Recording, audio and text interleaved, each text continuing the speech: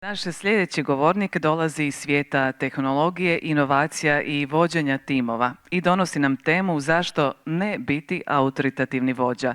Ivan Runje, direktor je marketinga i upravljanja proizvodima u Hrvatskom Telekomu, po struci je inženjer s diplomom FER-a i MBA-om s Bleda, a karijeru je započeo u Iskonu radeći na raznim digitalnim novitetima.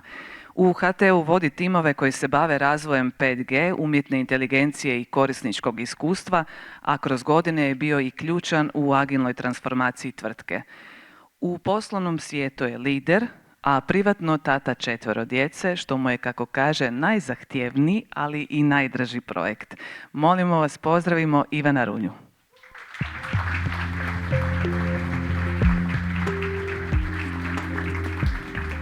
I samo još dopustite podsjetnik da tijekom govora gospodina Runje možete postavljati pitanja u slajdu aplikaciji.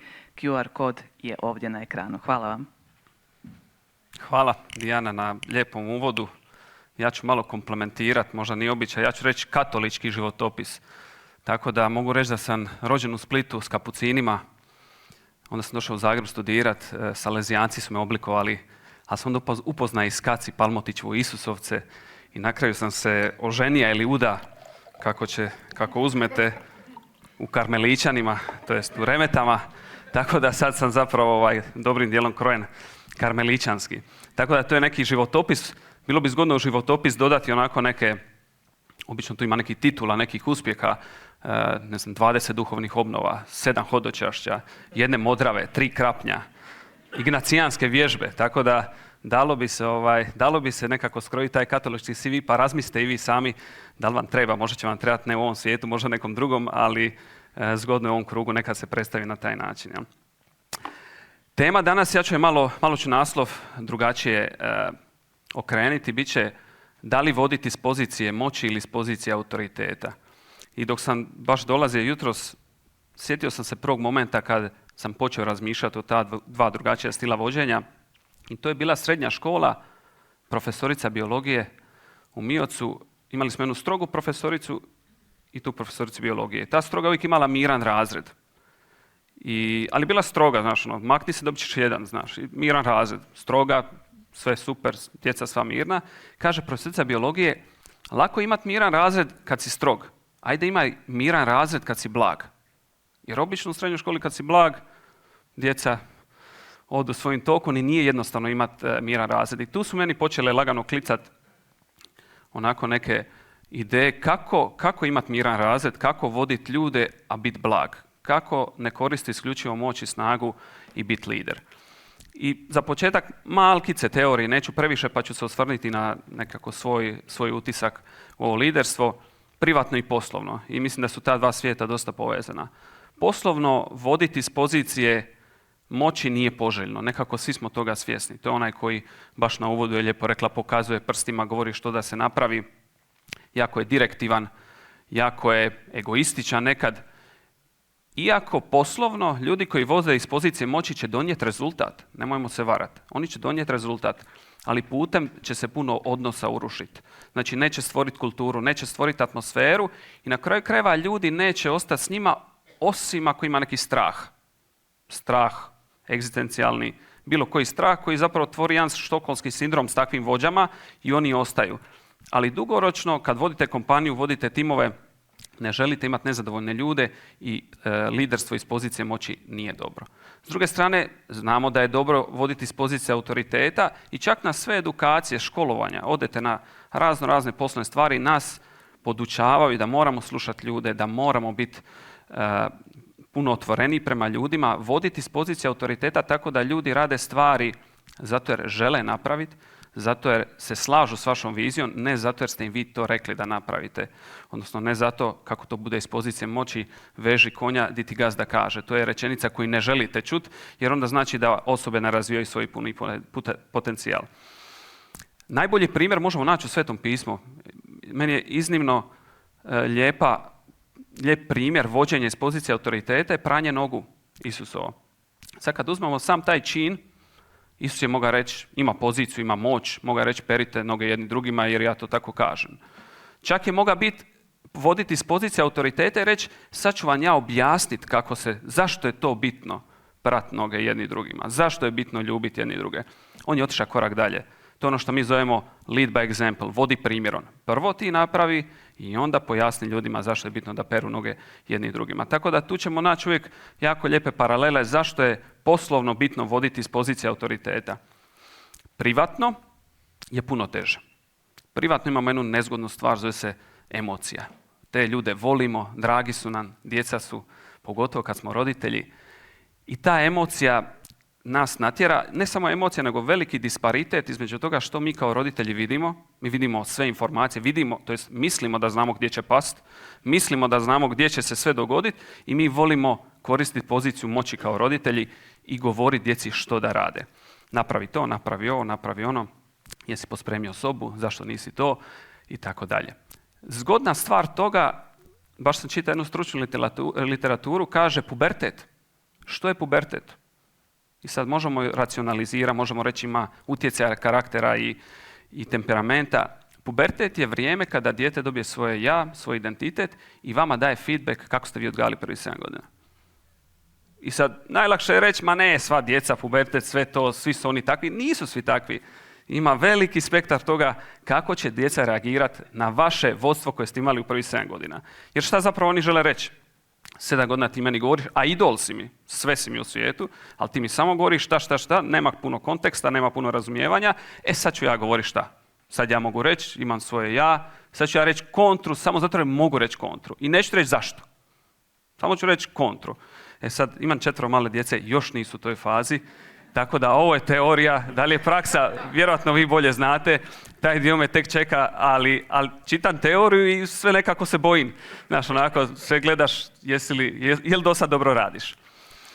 Dobra stvar, kažem, rizik je što upadamo u tu poziciju moći kao u privatnom dijelu. Dobra stvar je što ima i gore od pozicije moći privatno, a to je nevođenje.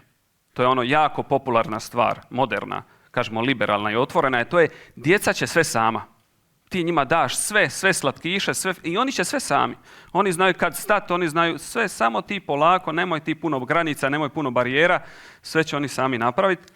Sad uzmite poslovni segment. Ajde vodite firmu, dođite među zaposlenike, recite, ma sve će oni sami.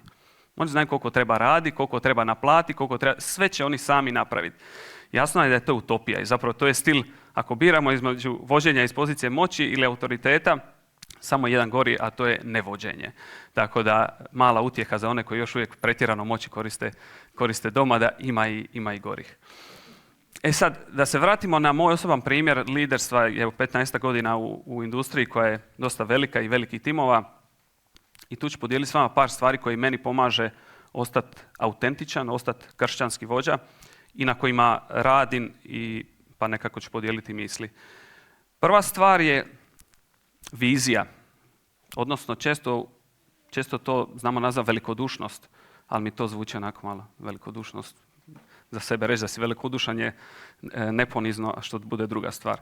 I vizija je nešto što mi dajemo kao lideri ljudima, dajemo im usmjerenje, dajemo im sliku kako neke stvari mogu biti bolje i kako izvući najbolje iz samih sebe.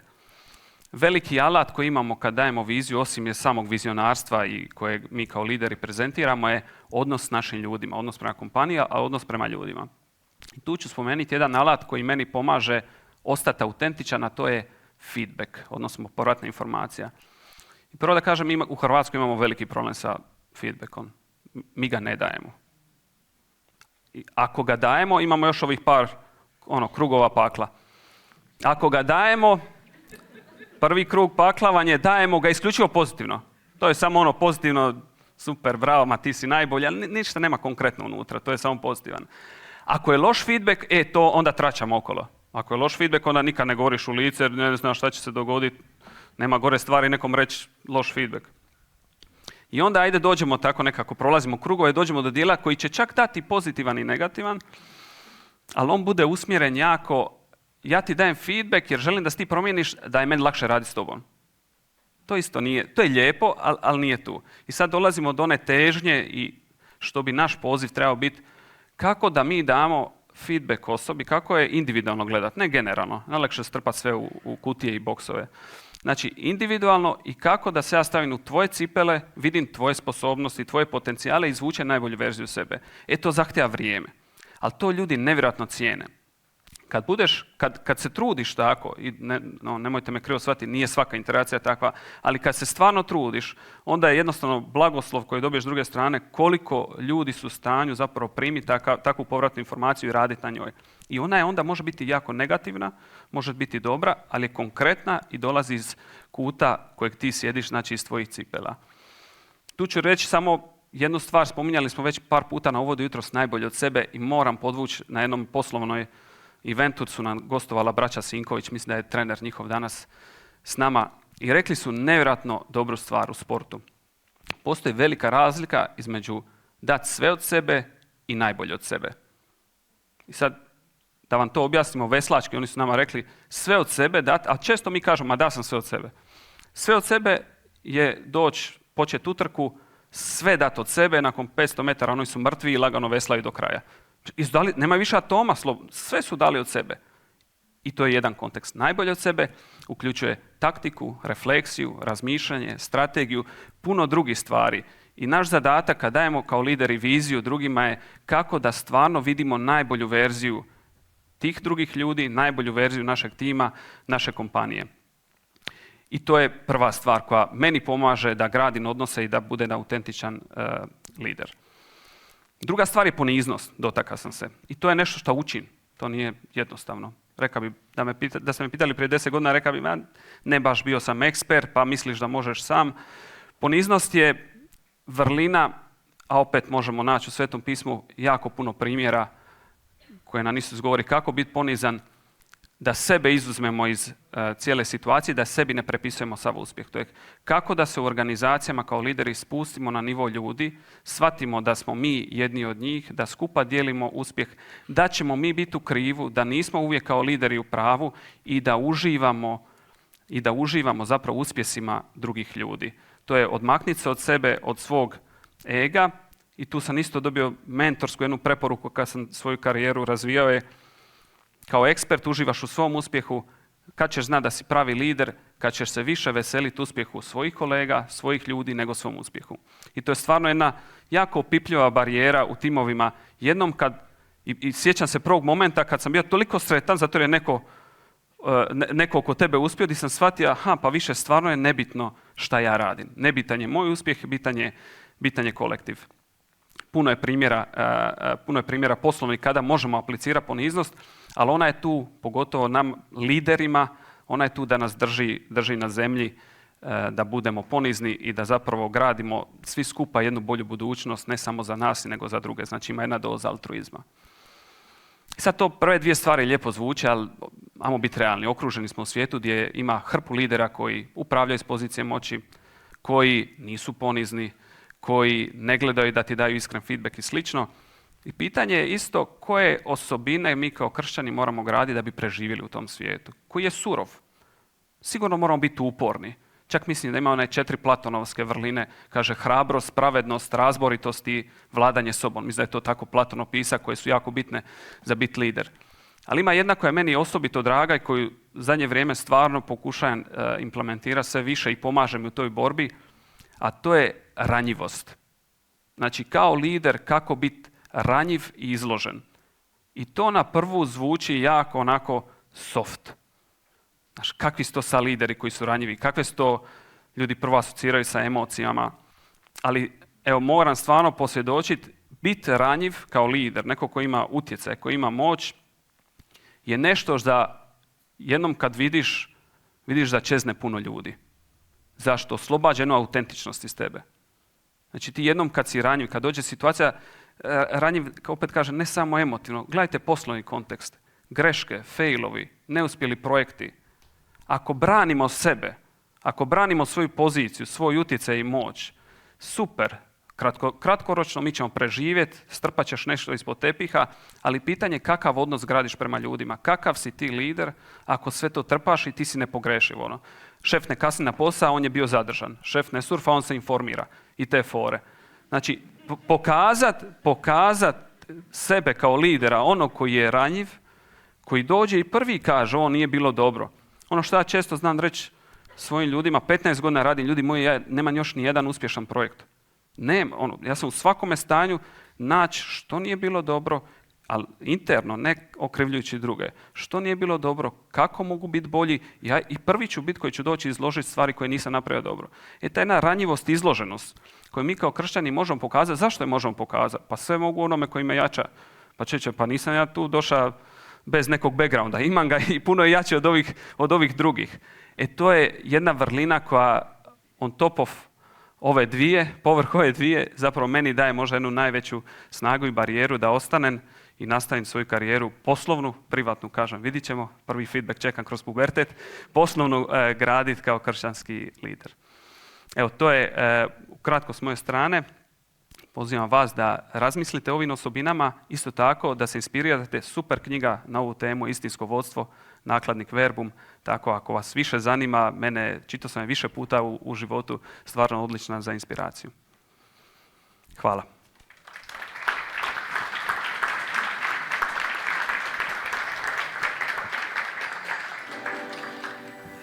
Ivane, hvala vam na izvrsnom izlaganju i vrijednim uvidima i nasmijali smo se. Oni koji su spavali više im se ne spava. Tema vođenja zapravo uvijek otvara važna pitanja, a vi ste nam ih približili jasno, autentično i s puno iskustva. I zato ćemo, vjerujem, još dugo razmišljati o porukama koje ste podijelili. Sada za vas imamo pitanja koja su poslali sudionici konferencije. Samo sekundu. Možda bi ipak trebalo razmisliti o ovom bežičnom mikrofonu. Ovako pitanje. Što savjetujete mladim liderima koji se tek nastoje afirmirati? Koliko je važno prihvatiti neuspjeh u poslovanju? Pa na kraju sam se sad kratko dotakao o tom izlaganju, odnosno prihvaćanju neuspjeha koji je sastavni dio, ili kako kaže Jordan, ima lijepi citat, kaže 26 puta je falio finalni šut, ali 26 puta je njemu tim dao povjerenje da on puca taj finalni šut za pobjedu. Neuspjeh je sastavni dio i ono jedino što mogu reći i reflektirati na svoj početak karijere, rad na sebi. Kažu, obično postoje 3 faze poslovnog života, isto jedna jednostavna filozofija. Prva faza, radiš na sebi, učiš. Prva trećina poslovnog života, učiš, napreduješ i tako dalje. Dođe druga trećina, kažu monetiziraš većinu to što si naučio. Znači, dođeš do neke prilike kad, ako si dobro učio, radio na sebi, bit ćeš u prilici da to dobro i oplodiš. Ali postoji jedna treća faza života, prenesi to drugima. Dolaziš u fazu kad ne smije to činjenica da si naučio nešto, držate previše, prenesi to u drugim generacijama, budi rađe mentor, budi coach, gledaj kako da prenosiš sve što si naučio drugima i dijeli to znanje. U ovoj prvoj fazi stvarno je rad na sebi. Uči, reflektiraj, gledaj što radiš dobro, što ne radiš dobro, usredotoči se na jake snage, ne samo na slabe. Ako si lijevi bek, nećeš biti napadač sutra.